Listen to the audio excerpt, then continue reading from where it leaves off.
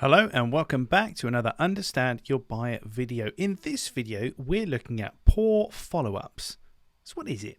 Well, when it comes to following up your potential buyers, it's important that you avoid making low or no value poor follow-ups, as they can erode confidence and repel buys. And we know what this kind of stuff looks like. It's checking in, touching base, just bumping this to the top of your inbox, all this kind of, frankly, nonsense that has no value whatsoever.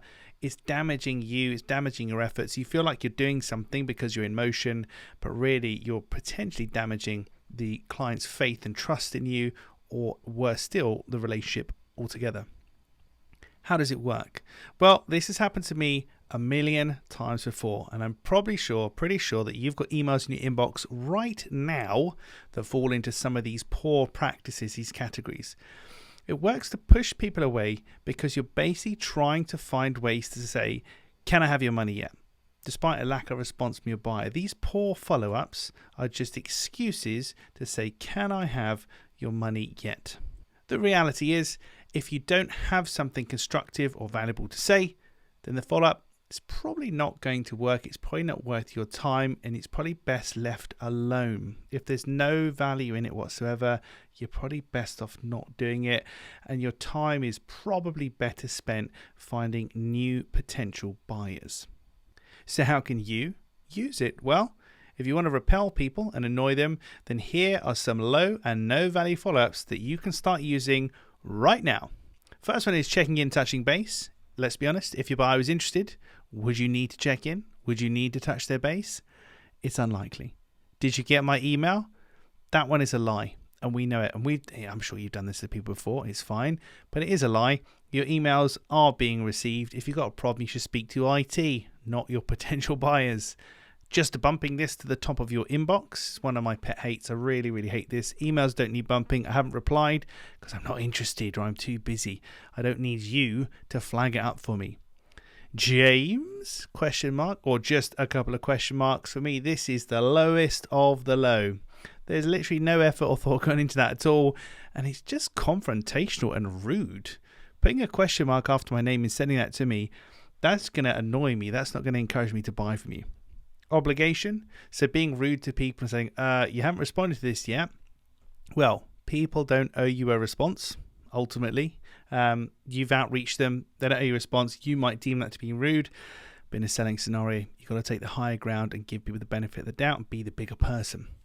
Using false scarcity. If you follow people up saying, we've only got 2 spaces left, it's selling fast, or it's going fast, grab your places now, when there's lots of spaces and lots of things there, then it's just lying, isn't it? Let's be honest. So if there's not genuine scarcity, let's not follow people up with it. Using comedy. Now, some people think they're being really clever by sending you, roses are red, violets are blue, I'm sending this email because I haven't heard from you, all this kind of nonsense. I'm quite a light-hearted, jovial person, but I don't like comedy when people follow me up, particularly if it's somebody I don't know, because I just think, you're just trying to use any old mechanism to try and get around me. It's not going to work. And like I said, that actually happened before. I said, James, are you okay? We think you've been abducted by penguins. It's just time-wasting, drivelly nonsense. I don't know who tells these people to do this stuff. It can't possibly work, surely to God. Sorry, it's quite a ranty, Understand Your Buyer video, this one. And the last one, spamming. I had a guy, genuinely, and I put the screenshots here, but I don't want to show his name. I don't want to actually shame him, but my God, he sent me 12 emails. I actually counted them.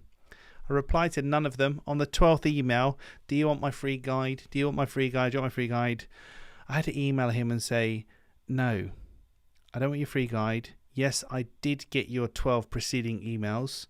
I've ignored you because I don't want it. Please, can this stop now? I'm all for being persistent, but sending me 12 emails, pretty much saying the same thing. Do you want my free guide? When I've ignored all of them. If I was a betting man, I wouldn't think that's a very, very kind of worthwhile thing to do. Would you? So that is a selection of low and no. I mean, there's more than that, but those are the main culprits that we'll see. And you can pause this video, have a look at your inbox now on LinkedIn or Gmail, wherever else. I'm sure you have some of these things in your inbox or whistling their way to you as we speak.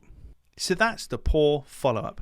If you find yourself bumping emails, checking in or touching base, then your follow-up is just unlikely to do well, and you're probably better off putting your efforts into finding new potential buyers.